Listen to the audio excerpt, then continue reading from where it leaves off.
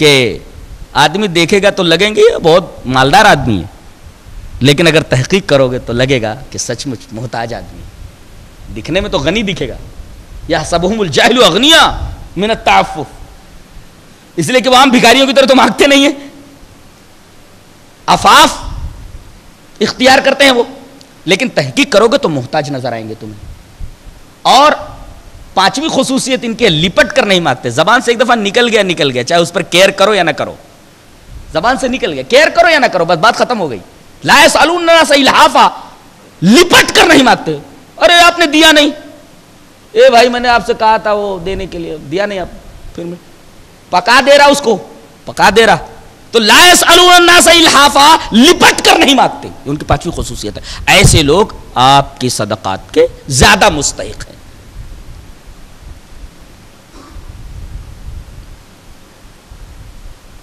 اس کے بعد سود کے اوپر بحث کی جا رہی ہے. اللہ تبارک تعالیٰ نے جب سود کو حرام کیا تو کافروں نے تنزن کہا، قالوا انما البيع مثل الربا، آدمی جب تجارت کرتا ہے تو یہ سود ہی کی طرح تو ہے، پھر تجارت جائز کیوں اور سود حرام کیوں ہے؟ سمجھ میں نہیں آیا یہ. کیوں؟ اس لیے کہ میں نے یہ ہینڈ کرچف 1 روپے میں خریدا، اب اسے میں 2 روپے میں بیچ رہا ہوں، 1 روپیہ نفع مل رہا ہے مجھے. اچھا 1 روپیہ ایک آدمی کو میں دے رہا ہوں اور 1 مہینے کے بعد میں اس سے 2 روپے لے رہا ہوں، تو دونوں ایک ہی جیسے تو ہوئے. 1 روپیہ دے کر کے 2 روپیہ لینا وہ تو ایسے ہی ہوا جیسے 1 روپے کی چیز خرید کر کے 2 روپے میں بیچی گئی، اس کو بھی 1 روپیہ نفع ملا، اس کو بھی 1 روپیہ نفع ملا. جواب اس کا یہ ہے کہ یہ بات تو ایسے ہی ہے جیسے کہا جائے کہ سور کا گوشت بکرے کے گوشت کی طرح ہے، لہذا جیسے بکرے کا گوشت ہے ویسے سور کا گوشت ہے. مولانا ثناء اللہ امرتسری رحمۃ اللہ علیہ سے ایک آریہ نے سوال کیا، کہا کہ تم لوگ کہتے ہو کہ گائے کھانا جائز ہے اور سور کھانا حرام ہے، یہ کیا ہے؟ کون سا دین ہے یہ؟ دونوں تو گوشت ہی ہے بھائی، جیسے گائے کا گوشت ہے ویسے سور کا گوشت ہے. اس نے کیا کہا؟ ماس ماس سب ایک ماس، کیا سور کیا گیا، کیا بولا وہ؟ ماس ماس گوشت گوشت، ماس ماس سب ایک ماس، کیا سور کیا گیا. تو مولانا نے جواب دیا، ناری ناری سب ایک ناری، کیا جورو کیا میاں. ترکی بترکی جواب ہے، کیا پارا جواب کہ ماں بھی عورت ہوتی ہے، بیوی بھی عورت ہوتی ہے، تو دونوں کے ساتھ ایک جیسا معاملہ کیا جا سکتا ہے؟ پتہ نہیں. اللہ تبارک و تعالیٰ نے ماں کو محرمات میں شامل کیا ہے، بیوی تمہارے لیے جائز ہے. ایسے ہی اللہ تبارک و تعالیٰ نے فرما دیا کہ سور حرام ہے اور گائے اور بکرا حلال ہے.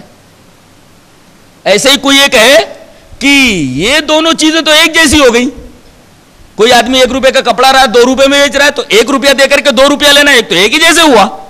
اگر کوئی آدمی ایسا کہتا ہے تو یہی کہنا، ناری ناری سب ایک ناری، کیا جورو کیا میاں، بول اس کا کیا. گوشت گوشت تو ایک ہی ہوتا ہے، سور اور بکرے کا، تو کیا دونوں گوشت کے احکام ایک جیسے ہیں؟ پتہ نہیں. اور سود میں اور تجارت میں ایک بنیادی فرق ہے، اس کو ملحوظ رکھا جائے. کیا ہے؟ تجارت میں نفع اور نقصان دونوں کا احتمال رہتا ہے. کبھی کبھی تو ایسا ہوتا ہے پوری پونجی ڈوب جاتی ہے. تجارت میں نفع اور نقصان دونوں کا احتمال رہتا ہے، نفع بھی ہو سکتا ہے نقصان بھی ہو سکتا ہے. لیکن سود میں راس المال تو ملتا ہی ہے، نفع پکا رہتا ہے، اس میں نقصان کا کوئی سوال پیدا نہیں ہوتا. تو تجارت میں اور سود میں تو یہ فرق ہو گیا، تجارت میں نفع نقصان دونوں کا احتمال لیتا ہے، لیکن سود میں نفع پکا رہتا ہے، اس میں نقصان کا کوئی احتمال ہی نہیں رہتا. اس طرح سود میں اور تجارت میں زمین اور آسمان کا فرق ہو گیا.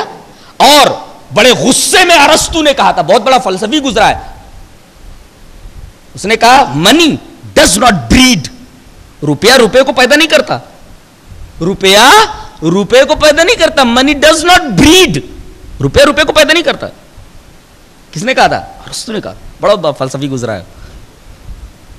دیکھیے میں نے یہ ہینڈ کرچف 1 روپے میں خریدا ہے. اب اس کو 2 روپے میں بیچنے کے لیے میں اپنا دماغ کھپا رہا ہوں، میں اپنے پیر تھکا رہا ہوں، گرمی برداشت کر رہا ہوں، سردی برداشت کر رہا ہوں، تکلیف اٹھا رہا ہوں، اس کے بدلے میں مجھے 1 روپیہ مل رہا ہے. اور سود خور کیا کرتا ہے؟ 1 روپیہ دے کر کے بیٹھے بیٹھے بلا کسی محنت کے دوسرے کی محنت میں شریک ہو جا رہا ہے، بلا کسی محنت کے دوسرے کی کمائی میں شریک ہو جا رہا ہے. تو سود خوری میں اور تجارت میں زمین اور آسمان کا فرق ہو گیا. اللہ تبارک تعالیٰ نے فرمایا چھوڑ دو سود. یا ایھا الذین آمنوا اتقوا اللہ وذروا ما بقی من الربا ان کنتم مؤمنین. اگر تمہارے دل میں ذرہ برابر ایمان ہے تو سود چھوڑ دو. فإن لم تفعلوا فاذنوا بحرب من اللہ ورسولہ. اور اگر ایسا نہیں کرتے تو اللہ اور اس کے رسول سے جنگ کرنے کے لیے تیار ہو جاؤ. بولوں ایک جنگ ہوتی ہے لاٹھی کی، آدمی کے ہاتھ میں لاٹھی رہتی ہے، سامنے والے کے ہاتھ میں لاٹھی رہتی ہے. ایک لڑائی ایسی ہوتی ہے ایک آدمی کے ہاتھ میں تلوار رہتی ہے، سامنے والے کے ہاتھ میں تلوار رہتی ہے. اب بندہ اگر سود نہیں چھوڑتا تو اللہ تبارک تعالیٰ سے جنگ کرنے کے لیے تیار ہو جائے. یہ کہ لڑائی کیسی ہوتی ہے؟ یہ تلواروں کی لڑائی نہیں ہوتی، اندر سے مار پڑتی ہے، آدمی کی عقل درست ہو جاتی ہے. صرف ڈنڈا چلتا ہے، پتہ نہیں کیا چلتا ہے، دکھائی نہیں دیتا. خطرناک قسم کی لڑائی ہے. یہ دکھتی نہیں ہے، تلوار بھی نہیں دکھتی اور نہ تو لاٹھی دکھتی ہے، نہ کوئی ہتھیار دکھتا ہے. خطرناک قسم کی لڑائی. اللہ تبارک تعالیٰ اس کے رسول سے نہیں لڑا جا سکتا. سود کو جب حرام قرار دے دیا گیا تو اب قرض معاشرے کی ناگزیر ضرورت ٹھہری. ارے بھائی سود نہیں لے سکتے، لیکن اب آپ کو شادی بیاہ کرنا ہے، کوئی ضرورت آن پڑی، کوئی بیمار ہو گیا، تو اب سود نہیں لے سکتے، تو اب کیا ہے؟ قرض. یہ معاشرے کی ناگزیر ضرورت ٹھہری، لہذا اللہ تبارک و تعالیٰ نے یہ فرمایا قرض دو. وَإِنْ كَانَ ذُو عُسْرَةٍ فَنَظِرَةٌ إِلَىٰ مَيْسَرَةٍ. اور قرض لینے کے بعد متعین مدت پر اگر وہ قرض کو ادا نہ کر سکے تو اسے مہلت دو. کیونکہ کتنی پیاری بات کہی گئی ہے. تم نے قرض دے دیا، اب اللہ فرما رہا ہے وہ دے نہیں پا رہا ہے. 2 مہینے میں بولا تھا دینے کے لیے، اب نہیں دے پا رہا ہے، پریشان حال ہے. اِلَىٰ مَيْسَرَةٍ. خوشحالی تک اس کو مہلت دے دو. دیکھ رہا ہے کہ ملنے والا نہیں ہے تو اللہ تبارک تعالیٰ اس کو تسلی دے رہا ہے، میرے بندے گھبرا نہیں، یہ میرا بندہ نہیں دے پا رہا نا. وَأَن تَصَدَّقُوا خَيْرٌ لَكُمْ وَاتَّقُوا يَوْمًا تُرْجَعُونَ فِيهِ إِلَى اللَّهِ. اس دن سے بچو جس دن تم میری طرف لوٹ آئے جاؤ گے. یہ جملہ بیچ میں لا کر کے فرمایا گیا میرے بندے، میرا بندہ اگر تجھے قرض نہیں لوٹا پا رہا ہے نا، تیرا قرض میرے پاس جمع ہے، قیامت کے دن مجھ سے لے لینا. کتنی پیاری بات کہی ہے. یہ اسلام ہے، یہ اسلام ہے جس کے ہم حامل ہیں. کتنے بگڑ گئے ہم لوگ، کتنے بگڑ گئے ہم لوگ. وَاتَّقُوا يَوْمًا تُرْجَعُونَ فِيهِ إِلَى اللَّهِ. سود کی ممانعت کے بعد قرض دینے کی دعوت دی گئی، لیکن قرض کے لین دین میں بے احتیاطی کی وجہ سے کبھی نزاع، اختلافات اور جھگڑے کھڑے ہو جاتے ہیں. لہذا اسلام دین فطرت ہے. اس جھگڑے سے بچنے کے لیے اللہ تبارک و تعالیٰ نے آگے آیت دین اتاری. یا ایھا الذین آمنوا اذا تداینتم بدین. یہاں سے قرض کے دینے اور لینے کے احکام شروع ہو رہے ہیں کہ قرض دو. اس کے 3 شرائط بیان کیے جا رہے ہیں. ایک تو مدت کی تعین، کتنے دن میں دے گو بھائی؟ یہ 1000 روپیہ قرض لے رہے ہو، کتنے دن میں دو گے؟ مدت کی تعین کرو. 2 مہینے میں، ٹھیک ہے، لکھ لیا گیا. مدت کی تعین ہو گئی. رقم کتنی ہے وہ لکھ لی جائے. ایک چیز اور بھی ہے، گواہ. گواہ 2 آدمی ہونے چاہیے، بتایا گیا. اگر دو مرد نہ ملے تو ایک مرد اور دو عورتیں. اب عورتیں کہیں گی دیکھو قرآن نے ہم لوگوں کی توہین کر دی, دو عورتیں ایک مرد کے برابر. نہیں, توہین نہیں ہے, بلکہ تمہاری فطرت کا اعتبار کرتے ہوئے یہ بات کہی گئی ہے. اگر کوئی یہ کہے کہ انسان پرندے جیسا نہیں اڑ سکتا, ایک چھوٹی چڑیا ہے وہ فضا میں اڑتی ہے نا, کہا جائے ارے انسان اس پرندے جیسا نہیں اڑ سکتا, تو اس میں انسان کی توہین ہو گئی. ارے اس کی خصوصیت, اس کا نیچر ہے وہ. تو اس میں عورتوں کی توہین کہاں ہو گئی کہ ان کو دو مردوں کے مقابلے, ایک مرد کے مقابلے میں لا کر کھڑا کر دیا گیا, تو اس میں ان کی توہین ہو گئی. نہیں, کوئی یہ کہے کہ یہ چھوٹی چڑیا آسمان میں اڑتی ہے, انسان اس طرح آسمان میں نہیں اڑ سکتا, تو وہ چڑیا سے چھوٹا ہو گیا یا اس کی توہین ہو گئی؟ نہیں, نیچر الگ الگ ہے. اور اب تو میڈیکل سائنس نے اس بات کی تصدیق کر دی ہے, برین اسکیننگ کا ایک نیا طریقہ ایجاد ہوا ہے.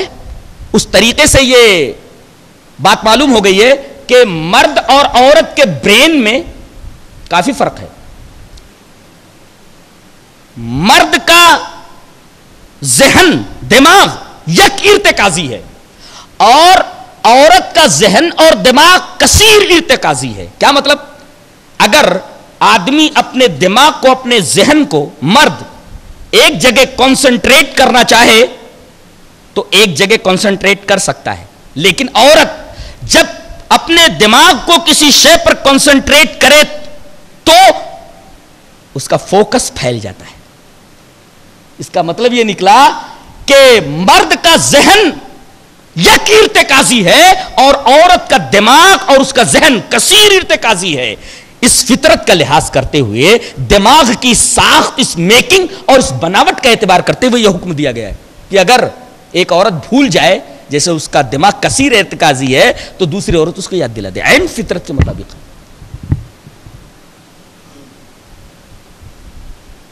کہتے ہیں کہ اگر راستے میں, سفر میں ہو اور قرض لینا پڑے تو, یا قرض دینا پڑے تو, وَإِن كُنتُمْ عَلَى سَفَرٍ, اگر تم سفر کے اندر ہو تو کیا کرو؟ سامنے والا مانگ رہا ہے 1000 روپیہ, گواہ ہوا, راستے میں گواہ کہاں سے لاؤ گے؟ تو کیا کرو؟ اس کی کوئی چیز رہن رکھ لو. فرحان مقبوضہ. کیا قاعدہ ہے, کیا اصول ہے, کیا ضابطہ ہے. اس کے بعد سورہ آل عمران شروع ہوتی ہے. ہوا یوں کہ ایک دفعہ عصر کی نماز ہو چکی تھی, صحابہ کرام مسجد نبوی سے نکل رہے تھے. 60 آدمیوں پر مشتمل عیسائیوں کا ایک وفد مدینہ میں آیا. مسجد نبوی میں انہوں نے اپنے طریقے سے نماز پڑھی. بعض صحابہ کرام نے اعتراض کیا, ارے یہ تو عیسائی ہیں, ہماری مسجد کے اندر نماز پڑھ رہے. اللہ کے رسول نے فرمایا آگے شرک اور بت پرستی کا کوئی مظہر تو ہے نہیں. انہوں نے کہ آگے حضرت عیسیٰ کی تصویر ہو, ان کی مورتی ہو, یا حضرت مریم کا مجسمہ ہو, اپنے طریقے سے انہوں نے نماز ادا کی. ٹھیک ہے, انہوں نے ادا کر لیا.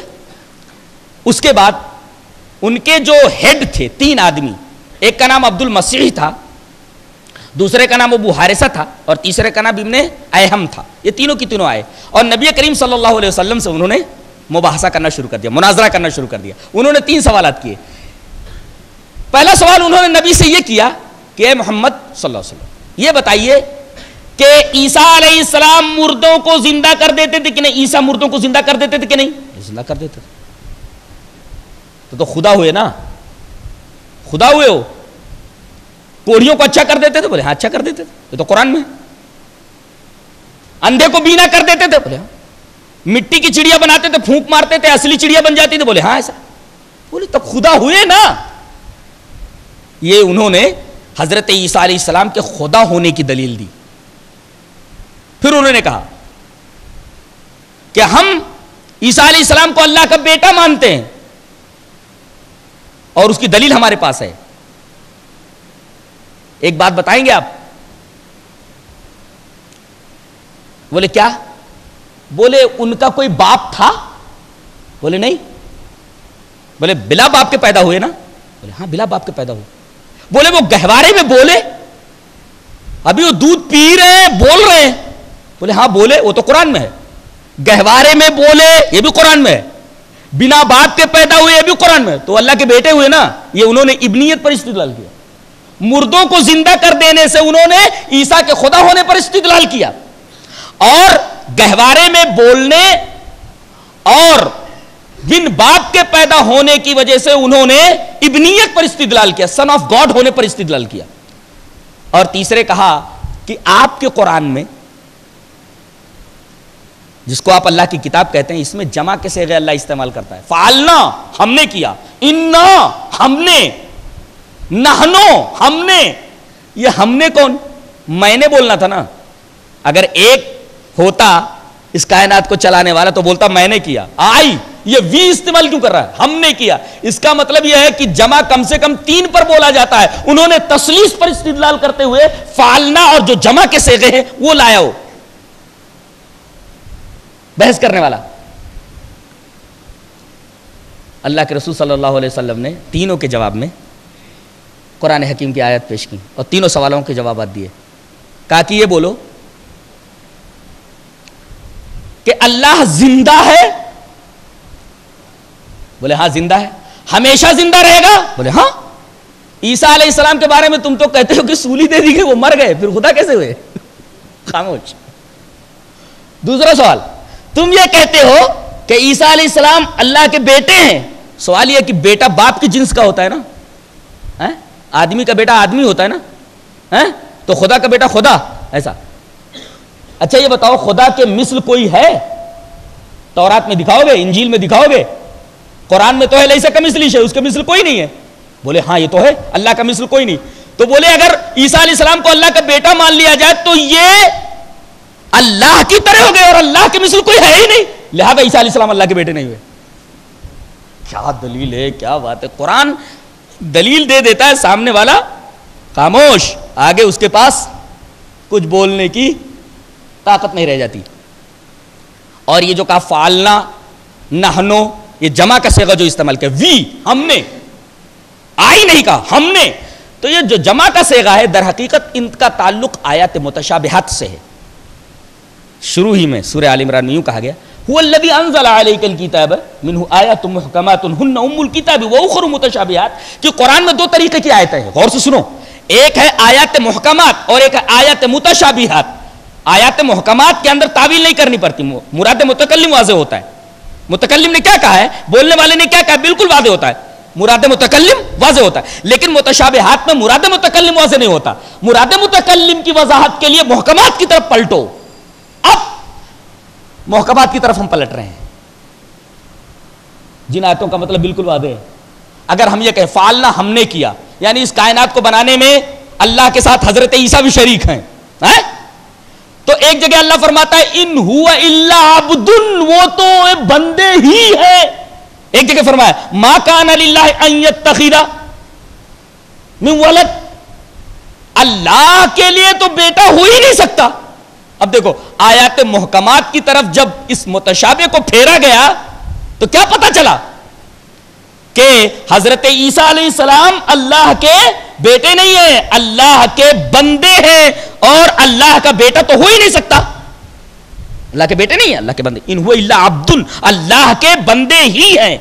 ان لا کر کے نفی لا کر کے اللہ کے ذریعے استثناء کیا گیا جو حصر کی دلیل ہے، بندے. تو آیات متشابہات کو جب محکمات کی طرف پھیرا گیا تو پتہ ہی چلا. جیسے ایک جگہ فرمایا گیا وَلَا تَكُونُوا كَالَّذِينَ نَسُوا اللَّهَ، ان لوگوں کی طرح نہ ہو جاؤ جنہیں اللہ بھول گیا. تو اللہ بھولتا ہے؟ سوال ہے. سورہ حشر میں اللہ نے فرمایا وَلَا تَكُونُوا كَالَّذِينَ نَسُوا اللَّهَ، ان لوگوں کی طرح نہ ہو جاؤ جن کو اللہ، جو اللہ کو بھول گئے اور اللہ انہیں بھول گیا. فَنَسِيَهُمْ، اللہ انہیں بھول گیا. تو اللہ بھولتا ہے کیا؟ اب متشابہ آیات، اب اس کو آیات محکمات کی طرف پھیریے. جب ہم جاتے ہیں سورہ مریم میں تو ہم دیکھتے ہیں ایک آیت وَمَا كَانَ رَبُّكَ نَسِيًّا، تیرا رب بھولنے والا نہیں ہے. یہ دیکھو اس کا مطلب یہ ہوا کہ اس آیت محکمہ نے بتا دیا کہ وہاں فَنَسِيَهُمْ کا معنی الگ ہے کہ جو لوگ اللہ کو بھول گئے قیامت کے دن اللہ ان کی طرف نظر نہیں کرے گا. وہاں بھولنے کا مطلب نہیں ہے. گویا آیات متشابہات کی وضاحت کے لیے ہم کو آیات محکمات کی طرف رجوع کرنا پڑے گا، وہاں مطلب واضح ہوگا. دلائل دے دیے گئے لیکن مانے نہیں. وہ اللہ کے رسول صلی اللہ علیہ وسلم نے فرمایا ایسا ہے کہ اب دلائل دے دیے گئے تو اب مبالغہ کر لیتے اگر نہیں مانتے ہو تو. یعنی دو فریقوں میں اگر حق و باطل کے درمیان نزاع ہو گیا ہو اور دلائل سے بحث ختم ہوتی نظر نہ آتی ہو تو فریقین میں سے دونوں فریق یہ کہیں کہ اب ہم میں سے جو جھوٹا ہے اس پر اللہ کی لعنت فنجعل لعنت اللہ علی الکاذبین. آؤ ہم بنائیں کہ جھوٹوں پر اللہ کی لعنت. مباہلے کا کیا طریقہ ہے؟ مباہلے کا طریقہ یہ ہے کہ ہم دونوں نے ایک بات پر بحث کی, یہ کہتے ہیں ہم حق پر ہیں, وہ کہتے ہیں ہم حق پر ہیں, تو اے اللہ ہم میں جو جھوٹا ہے اس کے اوپر تیری لعنت. یہ ہے مباہلے کا طریقہ. یعنی حق و باطل کے درمیان اگر دو فریقوں میں نزاع پیدا ہو جائے, جھگڑا پیدا ہو جائے اور دلائل سے بحث ختم ہوتی نظر نہ آئے تو فریقین میں سے یہ بولیں گے دونوں فریق کہ جھوٹوں پر اللہ کی لعنت. یہ ہے مباہلے کا طریقہ.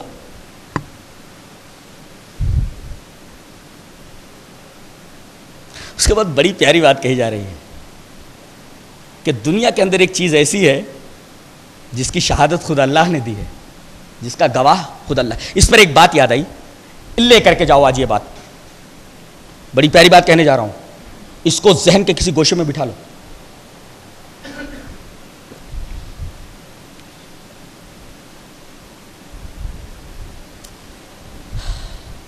لوگوں کے درمیان جلوت میں گناہ کرنے سے بچ,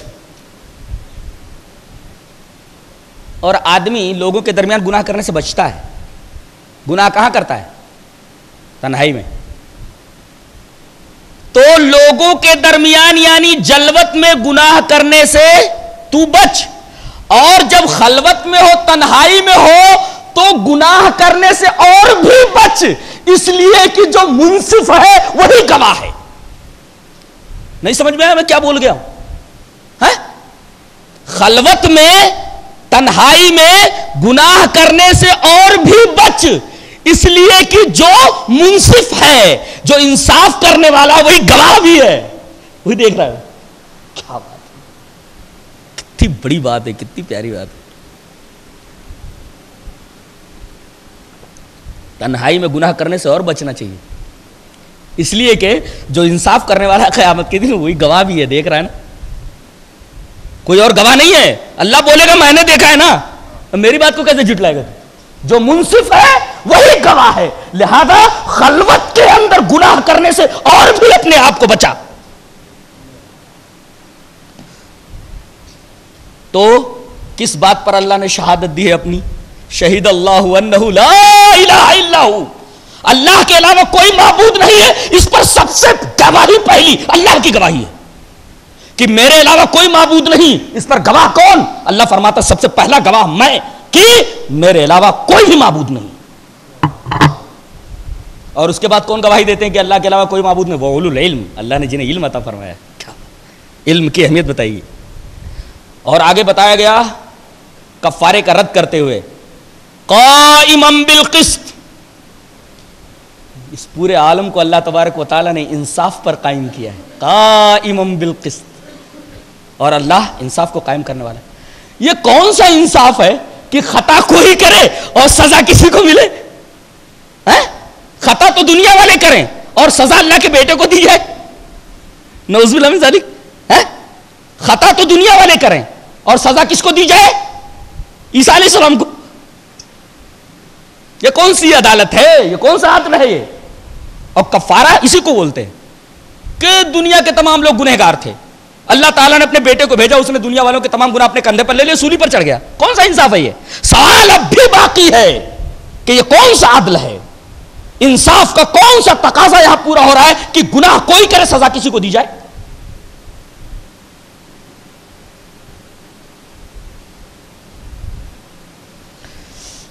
اس کے بعد معاشرت کے تعلق سے ایک بڑی اہم بات بتائی جا رہی ہے کہ دو جماعتوں میں یا دو آدمیوں میں تعلقات کی 4 بنیادیں ہیں. پہلی بنیاد کا نام ہے موالات, دوسری بنیاد کا نام ہے مواسات, تیسری بنیاد کا نام ہے مدارات, چوتھی بنیاد کا نام ہے معاملات. یاد رکھو, موالات مانے دلی تعلق, یہ صرف مومن کو مومن سے ہونا چاہیے. اور مواسات یہ کافروں سے بھی جائز ہے, غیر مسلموں سے بھی جائز ہے. مواسات کا مطلب اگر کوئی غیر مسلم ہندو ہو, عیسائی ہو, بدھ مذہب کا ہو, کسی بھی مذہب کا ماننے والا ہو, اس کی غمخواری کرو. وہ بھوکا ہے تو اس کو کھانا کھلاؤ, ننگا ہے تو کپڑے دو, پڑوسی ہے تو اس کی عزت و آبرو کا خیال رکھو, اسے اپنی طرف سے کوئی بھی تکلیف نہ ہونے دو. یہ اسلام کا کشادہ دل ہے. کہتے اسلام ٹیررزم کو ہوا دیتا ہے. اللہ اللہ غمخواری کرنے کا حکم دیتا ہے غیر لوگوں کے ساتھ, کہتا ہے وہ بھی اپنے ہی ہیں, ایسا بولتا ہے قرآن. یعنی ان کی غمخواری کرو, دکھ میں مبتلا ہو تو کوشش کرو ان کا دکھ دور کرو. تم کسی پریشان حالی میں مبتلا ہے تو ان کی پریشان حالی کے اندر ان کے کام آؤ. انہیں پیسوں کی ضرورت ہو تو پیسے دو, ان کے اوپر صدقہ بھی کر سکتے ہو. کتنا کشادہ دل ہے اسلام. کتنے غلیظ دماغ کے لوگ ہیں جو یہ کہتے ہیں کہ اسلام ٹیررزم کو ہوا دیتا ہے. کاش وہ قرآن حکیم کو پڑھتے, اسلام کو سمجھتے, تو انہیں معلوم ہوتا کہ اسلام کیسی رواداری کا ثبوت دیتا ہے. غیر مسلموں کے اوپر صدقہ کرو, ان کی غمخواری کرو, ان کے دکھ سکھ میں کام آؤ. بھوکے ہیں تو ان کو کپڑے دو, کسی مصیبت میں پھنس جائے تو اس مصیبت سے ان کو بچانے کی, نکالنے کی کوشش کرو. یہ ہے مواسات. تو موالات مومن مومن کے لیے, مواسات غیروں کے لیے بھی. مدارات ظاہری اخلاقی مظاہرہ, ظاہری دوستانہ برتاؤ, یہ غیر مسلموں سے بھی ہے, آپ کر سکتے ہیں, حرج نہیں, دوستانہ برتاؤ ان سے رکھ سکتے ہیں. تیسری چیز ہے معاملات. آپ کسی غیر مسلم کے ہاں کام کر سکتے ہیں. جیسے الحمدللہ ہمارے اس دیش کے اندر مسلمانوں کو بہت زیادہ فیسلٹی جو ہے حکومت کی طرف سے ہے. کتنے ہیں ٹیچرز جو کالجز میں کام کر رہے ہیں, باقاعدہ حکومت کی طرف سے تنخواہ آتی ہے, انہیں لاکھوں ہیں. تو ان کے آفس میں کام کرنا, کالجز میں کام کرنا, ان کو اجرت کے اوپر رکھنا, تنخواہ کے اوپر رکھنا, یہ ہے معاملات. تجارت کے معاملات ان سے کرنا سب جائز ہے. اسلام کیسی فراخ دلی اور کشادہ دلی کو ثبوت پیش کر رہا ہے. اسی طریقے سے موالات, مواسات, مدارات اور معاملات, یہ دو آدمیوں کے درمیان یا دو جماعتوں کے درمیان تعلقات کی بنیادیں ہیں. 4 بنیادیں, اس پر میں نے چند باتیں آپ کے سامنے پیش کی. اس کے بعد حضرت مریم کے والد اور والدہ کا بیان ہو رہا ہے. غور سے سنیے, عورتوں کے لیے بھی کافی مفید ہے. حضرت مریم کے والد کا نام عمران تھا. اللہ تبارک تعالیٰ نے وہ نام ذکر فرمایا, ماں کا نام نہیں ذکر فرمایا. تورات میں لکھا ہوا حنا نام تھا ان کا, حنا. مریم کی والدہ کا نام حنا, باپ کا نام عمران. قرآن نے ذکر کیا ہے. کسی کتاب میں نے پڑھا کہ بے اولاد تھے یہ. ایک مرتبہ ان کی بیوی نے, عمران کی بیوی حنا نے دیکھا صحن کے اندر ماں چڑیا اپنے چھوٹے بچے کو جو چوں چوں کر کے منہ کھول رہا تھا, دانا زمین سے اٹھا اٹھا کر کے اس کے منہ میں ڈال رہی ہے. بڑی دیر سے دیکھ رہی تھی. انہوں نے دعا کی کہ اللہ اس چھوٹے سے جانور کو تو نے بچہ عطا کیا ہے, مجھے بھی ایک بچہ عطا کر دے. دل سے دعا نکلی, اللہ تبارک تعالیٰ نے قبول فرما لی. حضرت مریم پیٹ میں آ گئی, استقرار حمل ہو گیا. جب انہیں احساس ہوا کہ میں حاملہ ہو گئی ہوں, فوراً اللہ کے حضور انہوں نے یہ فرمایا کہ اے اللہ, میں نے نذر مان لی ہے کہ جو میرے پیٹ میں ہے, ما فی بطنی محررن, میرے پیٹ میں جو بھی ہے, سوچ رہی تھی کہ لڑکا ہوگا, اس کو میں آزاد کرتی ہوں, تیرے دین کے لیے وقف کرتی ہوں, تیرے مسجد کے لیے, بیت المقدس کے لیے وقف کرتی ہوں. بتایا گیا کہ ماؤں کے اندر ایسا جذبہ ہونا چاہیے بچوں کے تئیں کہ میرے پیٹ میں جو بچی ہے, میرے پیٹ میں جو بچہ ہے, اے اللہ میری آرزو یہ ہے, میری تمنا یہ ہے کہ میں دین کا علم اس کو سکھاؤں گی, اچھے اخلاق, اچھی تربیت اس کو کروں گی.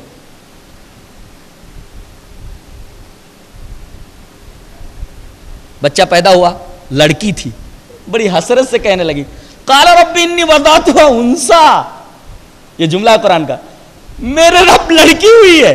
ولیس الذکر کالانثیٰ, لڑکا لڑکی کی طرح کیسے ہو سکتا ہے؟ اب تیرے گھر میں جانا تھا, اس کو لڑکا ہونا تھا. اللہ تبارک تعالیٰ نے فرمایا یہ کیا بات ہوئی؟ لڑکی میں نے دیا ہے نا, میں تیری لڑکی کو اپنے گھر کے لیے قبول کرتا ہوں. اس سے پتا چلا کہ لڑکیوں کا مرتبہ لڑکوں سے کم نہیں ہے. جی اللہ تبارک و تعالیٰ نے بیت المقدس کے لیے جو ہمارا قبلہ تھا اس گھر کے لیے اس بچی کو قبول فرمایا. جذبہ ہونا چاہیے اللہ کے حضور پیش کرنے کا کسی چیز کو. فتقبلها ربها بقبول حسن, اللہ تبارک و تعالیٰ نے بڑے حسین طریقے سے اس کو قبول فرمایا.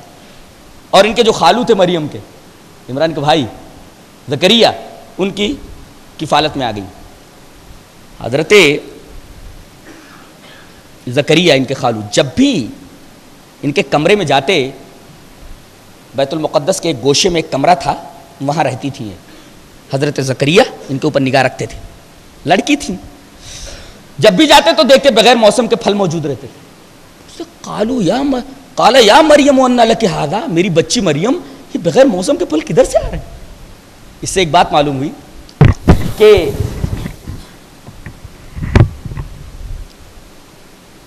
مرد ولی ہو سکتا ہے, اسی طریقے سے عورتیں بھی ولیہ ہو سکتی, عورتیں بھی ولیہ ہو سکتی. دوسری بات یہ معلوم ہوئی کہ ولی سے کرامت کا صدور ہو سکتا ہے. ہم مانتے ہیں ولی سے کرامت کا صدور ہوتا ہے, لیکن یہ اس کا اختیاری فعل نہیں ہوتا کہ جب ولی چاہے کرامت دکھا دے. وہ تو جادوگر ہوتا ہے, جب چاہے اپنا جادو دکھا دے, لیکن ہمیشہ جب ولی چاہے کرامت دکھا دے ایسا نہیں ہوتا. یہ اللہ تبارک و تعالیٰ کی مشیت سے اس کے ہاتھ پہ کرامت کا ظہور ہوتا ہے. یہ ہمارا ولیوں کی کرامت کے بارے میں عقیدہ ہے اہل حدیثوں کا. وہ عورت بھی ہو سکتی ہے ولیہ, اور مرد بھی ہو سکتا ہے ولی. یہی وہ مریم ہے جن سے حضرت عیسیٰ علیہ السلام بغیر باپ کے پیدا ہوئے. ان کی شادی نہیں ہوئی اور حضرت عیسیٰ علیہ السلام ان سے پیدا ہوئے. صحیح روایت ہے, صحیح حدیث ہے کہ 4 عورتیں کامل الایمان گزری ہیں, کامل درجے کی گزری ہیں. حضرت مریم عیسیٰ علیہ السلام کی والدہ, حضرت آسیہ فرعون کی بیوی, نبی کریم صلی اللہ علیہ وسلم کی 2 بیویاں حضرت خدیجۃ الکبریٰ, حضرت عائشہ. 4 عورتیں کامل الایمان گزری ہیں. اب حضرت عیسیٰ علیہ السلام کے بارے میں کچھ باتیں کہی جا رہی ہیں. وَيُعَلِّمُهُ الْكِتَابَ وَالْحِكْمَةَ وَالتَّوْرَاةَ وَالْإِنْجِيلَ, حضرت عیسیٰ علیہ السلام کو کون سی کتاب دی گئی؟ انجیل. تورات کن کو دی گئی تھی؟ حضرت موسیٰ کو. لیکن یہاں اللہ فرماتا ہے کہ ان کو تورات کا بھی علم دیا گیا اور انجیل خصوصی طور پر کتاب کی شکل میں دی گئی. تورات کا بھی علم تھا حضرت عیسیٰ علیہ السلام کو, اور انجیل تو دی ہی گئی تھی.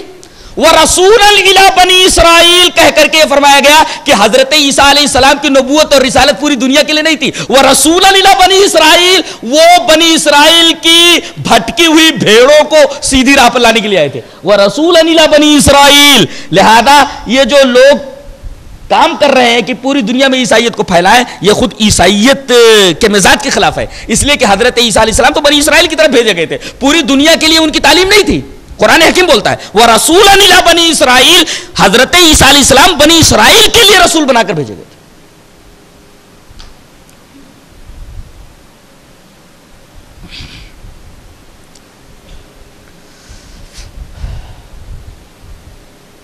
اس کے بعد ایک شبہ کو رفع کیا گیا کہ جو لوگ یہ سمجھتے ہیں, شبہ نہ گزرے کہ بغیر باپ کے پیدا ہوئے تو خدا ہو گئے یا اللہ کے بیٹے ہو گئے. ان سے زیادہ عجیب پیدائش تو آدم کی ہے. وہاں تو کم سے کم یہاں ماں ہے, وہاں تو ماں اور باپ دونوں نہیں ہیں. ان مثل عیسیٰ عند اللہ کمثل آدم. اچھا ایک نقطہ یہاں مجھے اور معلوم ہوا, بڑا عجیب و غریب نقطہ ہے. اچھا یہ بتاؤ حضرت آدم علیہ السلام کہاں پیدا ہوئے؟ آسمان پر نا, آسمان پر پیدا ہوئے اور پھر جنت میں ڈالے گئے. حضرت عیسیٰ علیہ السلام پیدا تو زمین پر ہوئے لیکن آسمان پر اٹھا لیے گئے. دیکھو دونوں میں مماثلت ہے. ایک اوپر تھا اوپر سے نیچے آیا, اور ایک نیچے تھا نیچے سے اوپر گیا, برابر ہے.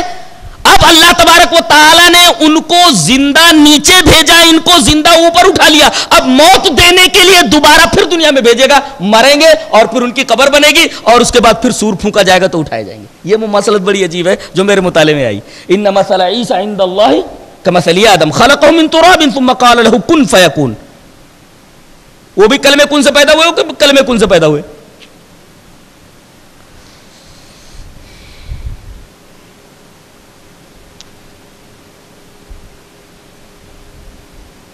ایک معاشرتی نکتہ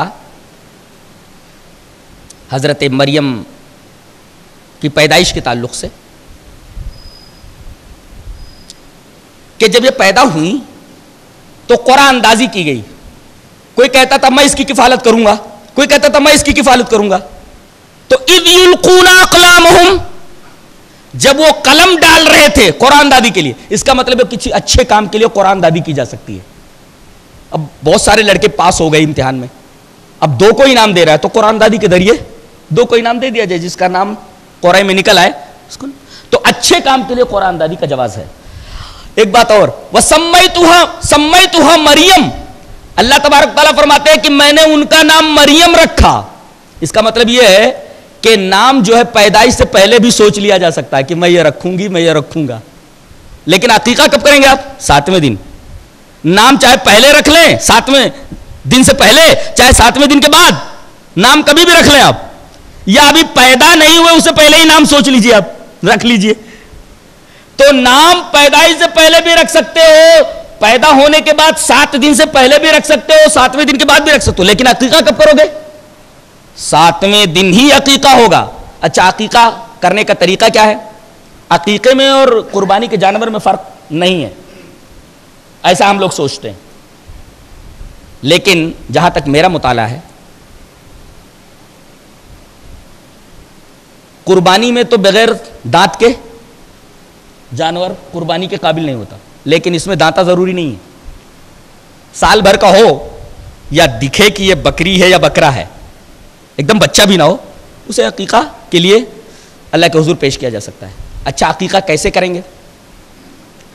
وان عائشہ رضی اللہ تعالی عنہ قالت قال النبی صلی اللہ علیہ وسلم اذبحوا علی اسمہ فقولوا اللہم لک و الیک هذه عقیقۃ فلان, رواہ عبد الرزاق فی المصنف ورواہ البیہقی ورواہ ابو یعلا.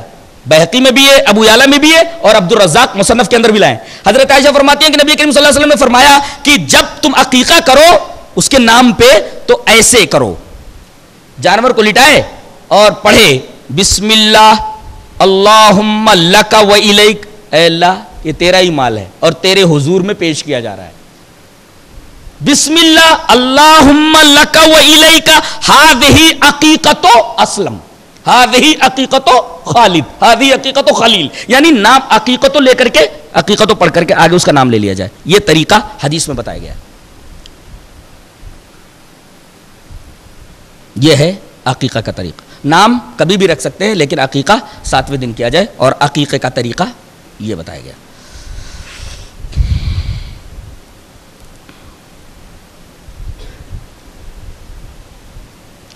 بتایا گیا کہ قیامت کے دن اللہ تبارک و تعالی کسی کو جب بخشنے کے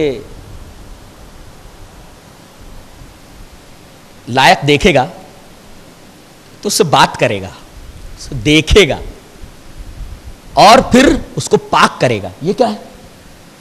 بہت سارے گنہگار ہوں گے, اگر اللہ نے چاہا کہ ان کو بخش دینا ہے تو بات کرنے کے لیے راضی ہو جائے گا, چلو بات کرو. اور اللہ جس سے بات کرنے پر راضی ہو جائے تو بندہ عذر معذرت کرے گا, باری تعالیٰ بہت گناہ ہو گیا, بہت غلطی کیا میں نے, میں مانتا ہوں بہت غلطی. اللہ بات کرنے پر راضی آج ہو جائے, اس کا مطلب یہ ہے کہ اب مہربانی اللہ تبارک و تعالیٰ کی میرے اوپر ہو جائے گی. اور جس سے بات ہی کرنے پر راضی نہ ہو, اللہ کتنا بدنصیب انسان ہوگا وہ گنہگار بڑا خوش نصیب کہ اللہ اس سے بات کرنے پر راضی ہو جائے کہ بندہ عذر و معذرت تو کر سکے, اور جس سے بات ہی کرنے پر راضی نہ ہو ڈائریکٹ اس کے لیے جہنم ہے. اور بات کرنے پر راضی ہو جائے تو بندے کو خوش ہو جانا چاہیے کہ اب اللہ مہربان ہو جائے گا. اچھا, بات کرنے کے بعد پھر پردہ ہٹا کر کے اس کے اوپر نظر رحمت کرے گا، دیکھے گا اس کو. اور اس کے بعد تیسرا مرحلہ ہوگا، پہلا مرحلہ ہوگا کلام کا، بات کرے گا. دوسرا مرحلہ ہوگا پردہ ہٹا کر کے اس کو دیکھے گا. اور تیسرا مرحلہ ہوگا کہ اسے نورانی غسل دیا جائے، یزکیہم، اسے غسل دیا جائے. اس لیے کہ اب جنت میں جانے کے لیے بالکل پاک صاف ہونا ضروری ہے. اسے ایک حوض کے اوپر غسل دو اور اس کے بعد اسے جنت کے اندر ڈالو. اس کے بعد ایک بڑی پیاری بات کہی جا رہی ہے اور بڑا عجیب نکتہ اس آیت کریمہ سے میں نکال رہا ہوں. عہد الست کے اندر جب ہم تمام کو چیونٹی کی شکل میں اللہ تبارک تعالیٰ نے آدم کی پشت ہمارے بابا سے نکالا تھا اور ہم سے پوچھا تھا الستو بربکم، کیا میں تمہارا رب نہیں ہوں؟ تو ہم لوگوں نے کہا تھا بھلا آپ ہمارے رب ہیں. وہی تمام انبیاء کرام جن کو دنیا میں نبی بنا کر کے بھیجے جانے والا تھا، ان سب سے کہا کہ تم نبی جب بنا کر کے بھیجے جاؤ گے نا، بعد میں آنے والے نبی کے اوپر ایمان لاؤ گے. سب سے آخر میں کون سے نبی آئے؟ جناب محمد الرسول اللہ صلی اللہ علیہ وسلم. اور اللہ نے سب سے عہد لے لیا تھا، قسم لے لی تھی کہ ہر نبی اپنے بعد میں آنے والے نبی کے اوپر ایمان لائے گا. سب سے آخر میں جناب محمد رسول اللہ صلی اللہ علیہ وسلم آئے، لہذا تمام انبیاء کرام کے اوپر لازمی تھا کہ جناب محمد رسول اللہ صلی اللہ علیہ وسلم پر ایمان لاتے. تمام انبیاء ایمان لائے تو ان کی امتوں کے اوپر محمد صلی اللہ علیہ وسلم کے اوپر ایمان لانا تو بدرجہ اولا لازمی قرار پایا. یہ تھا تیسرے پارے کا خلاصہ. اللہ ہمیں نیک عمل اور اچھی سمجھ کی توفیق عطا فرمائے. وآخر دعوانا الحمدللہ رب العالمین.